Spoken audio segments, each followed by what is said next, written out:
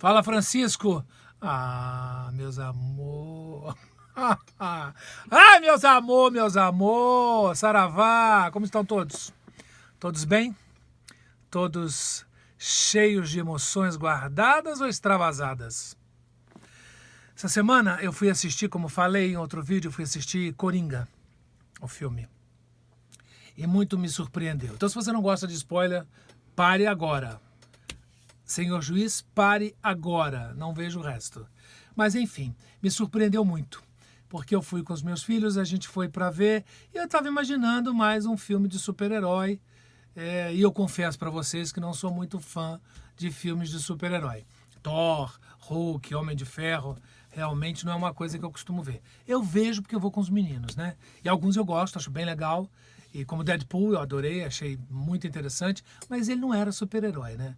É um anti-herói. E quando fui ver também Coringa, fiquei esperando um pouco aquela coisa dos heróis da DC, como... Não tem nada disso. Né? O Coringa é um filme dramático com um roteiro, no meu entendimento, um roteiro enxuto, direto, uma direção original que privilegia alguns ângulos e alguns pontos do rosto do Joaquin Phoenix e dos outros atores também, que normalmente não se usa, e fiquei muito impressionado. E aí um fã perguntou a respeito da história dos vilões, né? Enfim, sou eu que dublo o Joaquin Phoenix aqui em São Paulo, mas foi feito no Rio e, portanto, não fui eu que fiz, mas certamente está muito bem feito. Eu não assisti dublado, vou ver ainda, mas certamente está muito bem feito, porque o que o Joaquin Phoenix faz durante o Coringa é uma coisa muito especial. Heath Ledger, sempre se falava dele, e se fala, né, da grande performance dele como Coringa. Também outros Coringas que tiveram, César Romero, foi o primeiro da minha geração, a gente assistia naquele Batman, o César Romero fazendo com o cabelo verde. Jack Nicholson surpreendeu com um Coringa absolutamente imprevisível.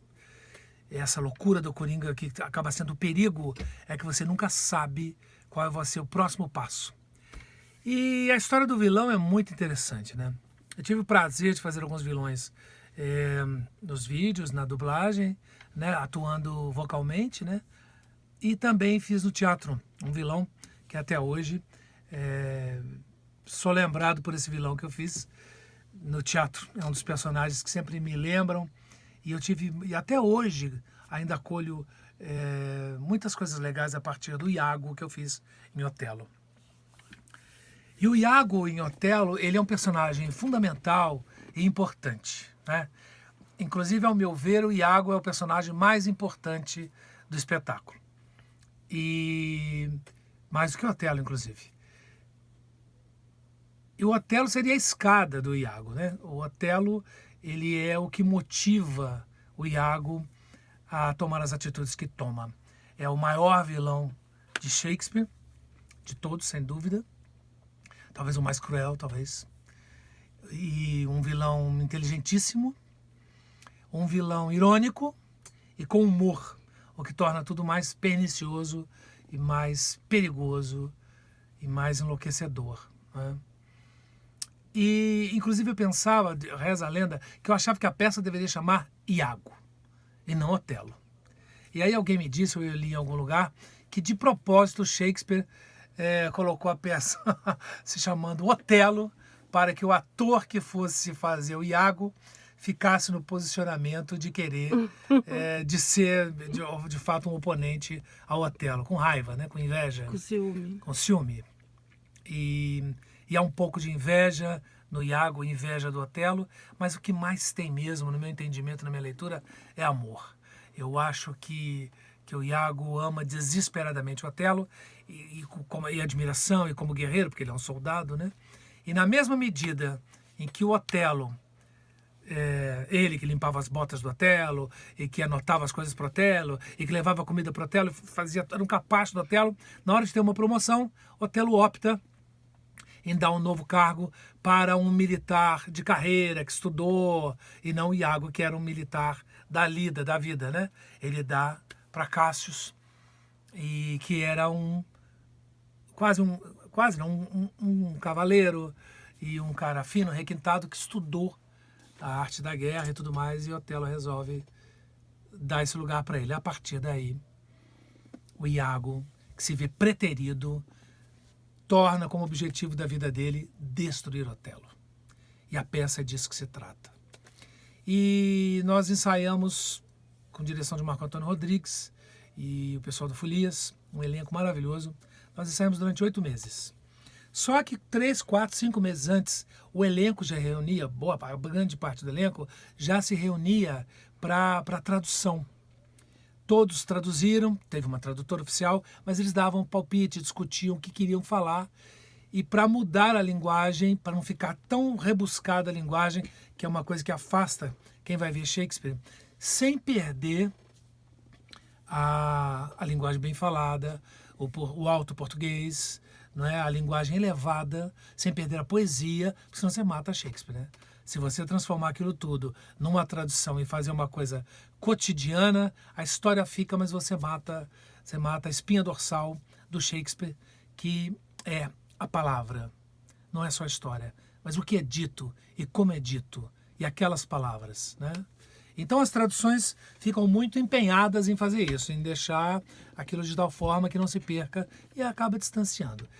E eu cheguei 4 meses depois desse processo e fui visto com olhos tortos por a grande maioria do elenco. Me olharam dizendo, estamos aqui ralando, de repente chega o bonito, faltando um tempo para a estreia, chega ele para fazer o melhor papel da peça. Então eu tive que ainda que enfrentar isso e entrar para fazer quem? O vilão, né? O cara malvado, o cara sacana, o cara desonesto, sem escrúpulo. E as pessoas começaram a entender e achar que eu era um pouco aquilo que o Iago era. Não sou, devo ter, todos nós temos Iagos em nós, mas eu não sou propriamente um Iago, uma pessoa tão maquiavélica e tão malvado assim, né? Posso não ser nenhuma flor de candura, mas também não sou nenhum Iago. E aí eu comecei esse processo. E aí o que era mais interessante? Como construir aquilo dentro de mim, que aquilo fosse factível, que aquilo fosse real. Isso tudo comparando com o trabalho que o Joaquim Phoenix deve ter tido, né? E buscar em mim o Otelo. A cena mais difícil do Otelo é uma cena do 3º ato.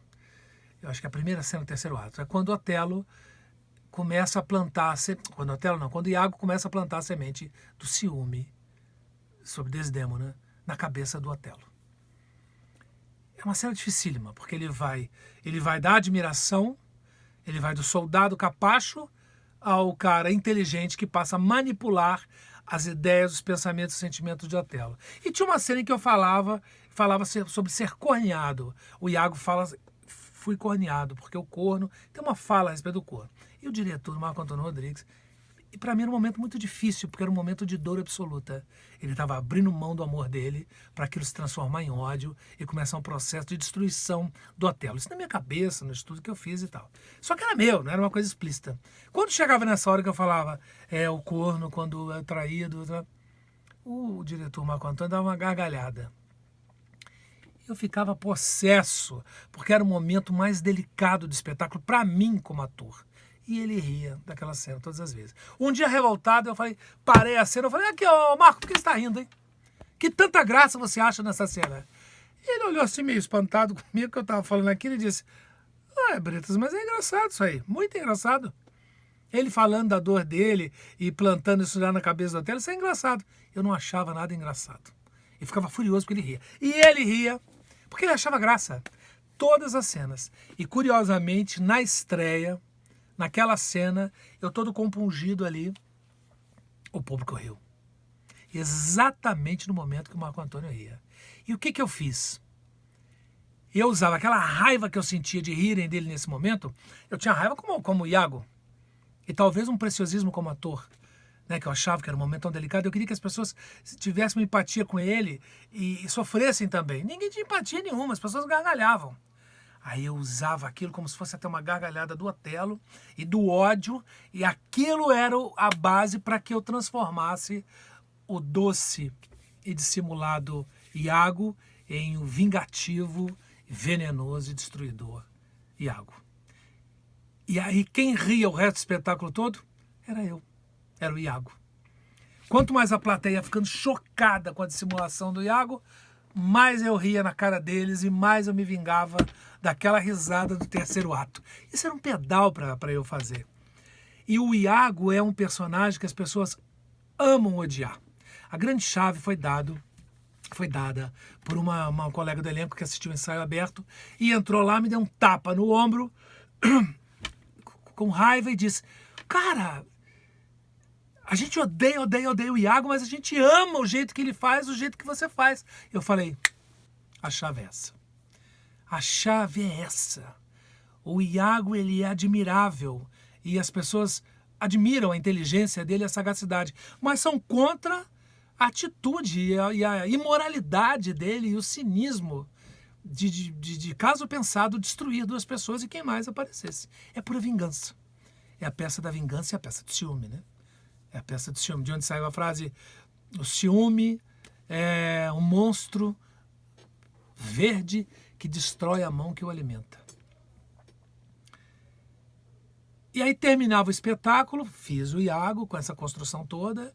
Eu lembro que teve um professor russo e eu fazia o Iago muito arqueado. Ele dizia: por que você anda arqueado? O professor russo chegou lá no final do processo, um mestre russo de interpretação. Final do processo. E aí eu não tinha mais como destruir tudo que eu tinha construído para começar do zero. Não dava mais tempo e não tinha mais condição. E eu estava, de certa forma, satisfeito com o caminho e a construção do personagem até ali que eu tinha criado. Achava que era crível. Ia ver com a plateia. Se a plateia comprava a história, dessa história que eu falei de se apaixonar pelo Iago, mas odiando e ter raiva de si mesmo porque estava amando o que via em si, né? Amando em si as baixezas todas e a falta de moral toda e a inteligência, a sagacidade e o objetivo. E aí ele falou: por que você anda sempre com o arqueado? Ele é militar. Ele tem que estar sempre altivo, ombro, cabeça. Você anda ali para baixo. Eu digo, eu não posso estar altivo porque o Ailton Graça fazia o Otelo. O Ailton Graça é mais baixo do que eu. E eu não podia simplesmente ficar altivo diante do Otelo, que era o general e o personagem principal do espetáculo. Então eu dissimulava e na presença do Otelo eu ficava quase mesmo lacaio, e era isso que ele era, fazia passar. E era muito divertido, porque quanto mais o tempo ia passando, mais as pessoas elas iam temendo o Iago. E no final, numa cena de cinismo, quando estão os dois cadáveres do Otelo e Desdémona, que Iago leva à morte e ao suicídio, né? Spoiler, o Otelo mata a Desdémona e se mata em seguida de vergonha, porque ela era inocente, mas o Iago faz com que ele acredite que ela traía ele. E no final, quando todo o elenco abaixava, dizia: ele é o culpado, ele, o demônio, que era ele, tá todo ensanguentado, tinha apanhado, e de joelhos, e quando todo o elenco, os homens de bem, faziam o sinal da cruz diante dos cadáveres, eu também achei uma sacada, e o Iago também cinicamente fazia o sinal da cruz.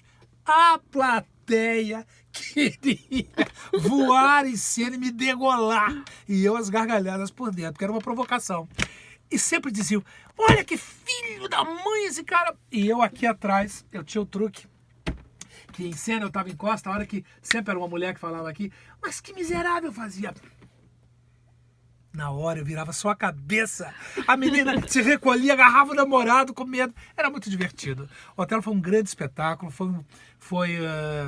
tive indicação para prêmios e tal, e o reconhecimento da classe, dos colegas, e foi um trabalho maravilhoso, do qual eu me orgulho até hoje. E muita gente entrou para o teatro. Eu tenho histórias de gente que eu nem conhecia, que começou a fazer teatro a partir de ter visto a montagem do Folias de Otelo.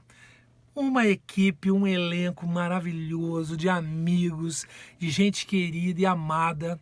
Nós fomos vistos por estrelas e mais estrelas globais e atores que vinham do Rio, e crítico. Bárbara Leodora, falecida, grande crítica de Shakespeare, veio do Rio de Janeiro para nos ver. Paulo Otran, Raul Cortez, Ruth Cardoso, Regina Duarte, enfim, Renata Sorral, uma quantidade de pessoas que vieram para assistir essa montagem de Otelo. Não era uma super montagem, não tinha grana, mas havia talento, inspiração, sobretudo o talento daqueles que fizeram, né, da tradutora, Marco Antônio Rodrigues, o elenco todo que fazia, né, enfim, muita gente. E foi uma grande aula, uma grande lição, e me lembro com muito carinho desse personagem. Isso eu levei para a vida, né? E para o teatro, o aprendizado de como você desenvolver e criar uma empatia com o público, com um personagem tão antipático e tão odiado, né? E eu lembro de uma senhora que foi assistir o espetáculo, ela era de Uberaba, amiga de amigos, ela era de uma fazenda, ela nunca tinha ido ao teatro. E ela sentou na primeira fila, nunca tinha visto teatro e assistiu Otelo. E ela dava palpite no meio, lá. Ih, ele tá mentindo pra ele, lá, olha lá. Ela falava alto, como se fosse uma novela que ela estivesse assistindo em casa. E quando terminou, eu fui cumprimentá-la e tal, e eu falei, e aí, gostou do espetáculo? Ai, adorei você, gostei de você demais da conta. Eu falei, mas de mim que a senhora gostou? Mas ele é um canalha, o personagem que eu faço é um canalha, é um vilão. Mas é sincero, pelo menos é sincero. Ele é ruim, mas ele é sincero. A gente sabe o que ele vai fazer. Só não gostou do Otelo, o grande general? Não, orgulhoso demais. Eu achei aquilo o máximo. Uma pessoa do povo que assistiu, entendeu e adorou. Então, tivemos várias histórias, aos poucos vou contando, da temporada toda de Otelo. Me deu muito prazer fazer. E eu fico vendo o Joaquim Fênix no Coringa e fico imaginando toda essa busca, esse mergulho dentro da alma dele para fazer esse personagem. Não deve ter sido fácil. Tá bom? Então é isso. Queria muito falar hoje, que um fã pediu para eu falar sobre a construção desse Iago que ficou lá atrás. Um beijo para vocês. E aí, meus amor, não se esqueçam, hein? Deem um like, se inscrevam no nosso canal e ative lá o sininho para quando tiver um vídeo novo vocês saberem que a gente está aqui, cheio de novidades, cheio de histórias. Algumas tristes, outras alegres, outras nem tanto, alguns protestos, mas sempre alguma coisa legal e boa para falar para vocês. Beijo, não esqueçam, se inscrevam e chamem os amigos, tá bom? Beijo!